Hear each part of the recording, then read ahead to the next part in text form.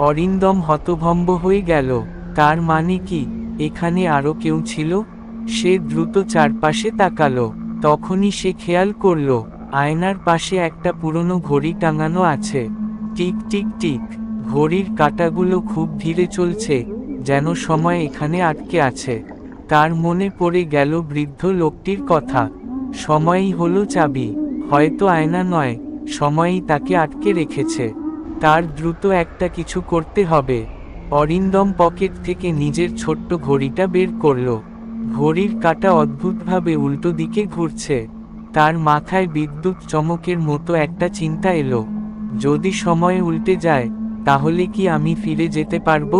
অরিন্দম ঝটপট নিজের হাতের ঘড়ির কাঁটাকে উল্টো দিকে চেপে ধরল। সঙ্গে সঙ্গে চারপাশের বাতাস ভারী হয়ে উঠল। তুমি কি করছো? সেই অন্য অরিন্দম চিৎকার করে উঠল। তার কণ্ঠে আতঙ্ক। না, তুমি এটা করতে পারবে না। কিন্তু অনেক দেরি হয়ে গেছে। অরিন্দম সমস্ত শক্তি দিয়ে ঘড়ির কাঁটাকে উল্টো দিকে ঘুরিয়ে দিল। ঘড়ি থেমে গেল। তারপর একটা বিকট শব্দ হলো। চারপাশ কেঁপে উঠল। আয়নার কাছে ফাটল ধরল। অরিন্দম আরেকটা ঝটকা দিল, আর আয়না ভেঙে চুরমার হয়ে গেল। তার শরীর আবার হালকা হয়ে গেল।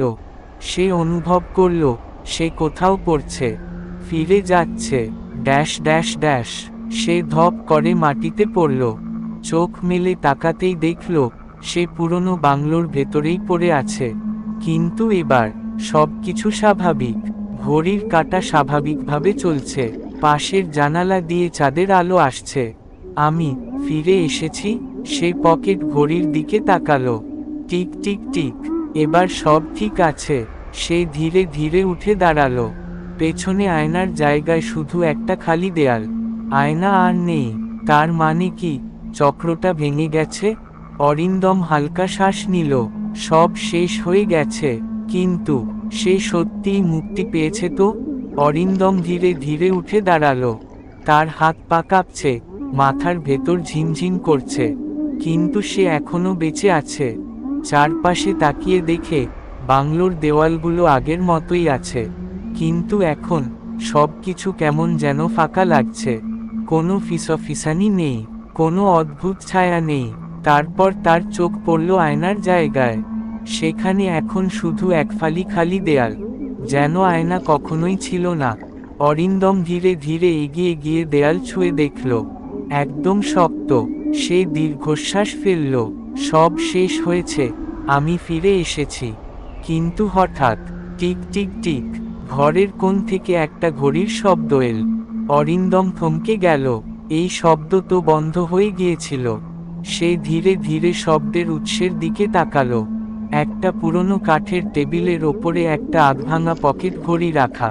কিন্তু এটা তার নিজের ঘড়ি নয়। ঘড়িটা বন্ধ হয়ে আছে, কিন্তু তাও একটা ধীর টিকটিক শব্দ হচ্ছে। অরিন্দমের গলা শুকিয়ে গেল। তার মনে হলো সে যদি এখনই কিছু না করে তাহলে হয়তো আবার সে এই চক্রে আটকে যাবে। সে দ্রুত দরজার দিকে দৌড় দিল।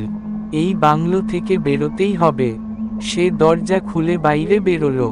বাইরে ঠান্ডা বাতাস বইছে, নিশ্ছিদ্র অন্ধকার, আকাশে এক ফালি চাঁদ। সব ঠিক আছে। সে পেছনে তাকালো। পুরনো বাংলোটা চুপচাপ দাঁড়িয়ে আছে, কোনো অস্বাভাবিকতা নেই। অরিন্দম হাঁপাতে হাঁপাতে বাংলোর গেটের দিকে এগিয়ে গেল। তার বুকের ভেতর টিকটিক করছে। সে কি সত্যিই মুক্ত? সেই গেটের কাছে পৌঁছানোর ঠিক আগেই টিক টিক টিক, এইবার শব্দটা তার ঠিক পাশ থেকে এল। সে ভয়ে ধপ করে দাঁড়িয়ে গেল। তার কাঁধের ঠিক ওপরে একটা শীতল নিঃশ্বাস অনুভব করল। তারপর কেউ যেন ফিসফিস করে বলল, তুমি কি সত্যিই মনে করছো তুমি পালাতে পারবে? অরিন্দমের সারা শরীর ঠান্ডা হয়ে গেল। এই ফিসফিসানি আবারও। সে ধীরে ধীরে মাথা ঘুরিয়ে পেছনে তাকালো। কিন্তু সেখানে কেউ নেই, শুধু অন্ধকার আর বাংলোর ছায়া। কিন্তু সে স্পষ্টই অনুভব করল কেউ ঠিক তার কানের পাশে ফিসফিস করেছিল। তার বুকের ভেতর টিকটিক শুরু হলো। না, সে ভুল শুনেনি। এবার সত্যিই পালাতে হবে। অরিন্দম দ্রুত গেটের কাছে গিয়ে তালাটা খোলার চেষ্টা করল, কিন্তু তালা একদম শক্ত। ঘড়ির টিকটিকানি আরো জোরে হচ্ছে, টিক টিক টিক। সে পাগলের মতো গেটের লোহার শিক ধরে ঝাঁকাতে লাগলো, খুলে যা, খুলে যা। কিন্তু কিছুতেই গেট খুলছে না। পেছনে থেকে আবার ফিসফিসানি এলো, তুমি পালাতে পারবে না, চক্র সম্পূর্ণ হয়নি। অরিন্দম আতঙ্কে চিৎকার করে উঠল। সে আবার পেছনে তাকালো। এইবার অন্ধকারের ভেতর থেকে ধীরে ধীরে একটা ছায়া বেরিয়ে আসছে, কুয়াশার মতো ধোয়া, তবু যেন একটা আকার গঠিত হচ্ছে। কিন্তু সবচেয়ে ভয়ঙ্কর ব্যাপার, ছায়াটা আস্তে আস্তে ঠিক অরিন্দমের মতো হয়ে যাচ্ছে। সে হতভম্ব হয়ে গেল। ছায়াটা ধীরে ধীরে হাসল, তুমি পালাতে পারবে না, কারণ তুমি আমি। অরিন্দম নিজের গলার স্বর খুঁজে পেল না। এটা কিভাবে সম্ভব? সে আবার গেটের দিকে তাকালো। তালা এখনো শক্ত, কিন্তু হঠাৎ তার মনে পড়ল, সময়ই চাবি। সে দ্রুত নিজের পকেট ঘড়িটা বের করল। ঘড়ির কাঁটা এবার স্বাভাবিক দিকে চলছে, কিন্তু তাও কেমন যেন অস্থির। তার বুঝতে দেরি হলো না, যদি সময় পাল্টানো যায় তাহলে চক্র ভাঙবে। সে কোনো উপায় না পেয়ে নিজের হাতের ঘড়িটা শক্ত করে ধরল এবং এক ঝটকায় ভেঙে ফেলল। Dash dash dash. চারপাশে একসঙ্গে সবকিছু কেঁপে উঠল। বাংলোর দেওয়াল কাঁপছে, মাটি ফেটে যাচ্ছে। ছায়াটা যন্ত্রণায় চিৎকার করে উঠল, না, তুমি এটা করতে পারো না। অরিন্দম দ্রুত পেছনের গেটের দিকে তাকালো। এইবার গেট আপনা থেকেই খুলে গেল। আর কোনো কিছু না ভেবে সে পাগলের মতো বাইরে দৌড় দিল। তার ঠিক পেছনে বাংলোটা কাঁপছে, ধোঁয়ায় ঢেকে যাচ্ছে। সে ছুটতে থাকলো, ছুটতেই থাকলো। তারপর একটা অন্ধকার ঘিরে ধরল তাকে। Dash dash dash. অরিন্দম ধীরে ধীরে চোখ খুলল। সে মাটিতে পড়ে আছে। কোথায়? সে দ্রুত উঠে বসে চারপাশে তাকালো। সে একটা রাস্তায় পড়ে আছে, চারদিকে ঘাস, বড় বড় গাছ। আর ঠিক সামনে পুরনো বাংলোটা নেই, শুধু ফাঁকা মাঠ। অরিন্দম হেঁচকির মতো শ্বাস নিল। সব কিছু শেষ। সে উঠে দাঁড়ালো। তাকে সত্যিই মুক্তি দিয়েছে সময়। সে ধীরে ধীরে রাস্তা ধরে হাঁটতে লাগলো। কিন্তু তখনই তার কানে একটা পরিচিত শব্দ এলো, টিক টিক টিক। অরিন্দম থমকে দাঁড়ালো। সে ধীরে ধীরে নিজের পকেটে হাত দিল। তার হাত শক্ত হয়ে গেল। পকেটের ভেতর একটা আধ ভাঙা পকেট ঘড়ি। ঘড়ির কাঁটা আবার উল্টো দিকে চলছে। অরিন্দমের হাত কেঁপে উঠল। তার আঙুলের ভেতর সেই ঘড়িটাই আছে। কিন্তু এটা কিভাবে সম্ভব? সে তো ঘড়িটা ভেঙে ফেলেছিল।